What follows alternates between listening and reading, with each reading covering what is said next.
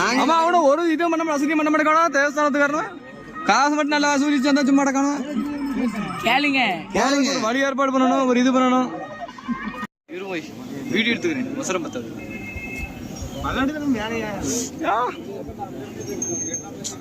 பாருங்க குருசாமியே டயர்டாகி கீழே உட்காந்துட்டாரு இன்னொரு குருசாமிங்க குருசாமி கூட்டம் எப்படி இருக்கு கூட்டம் எவ்வளவு இருக்குன்னு பார்ப்போம் தலை மட்டும் தான் தெரியுது வேற ஒன்றும் தெரிய மாட்டேங்குது சாமி எந்திரிங்க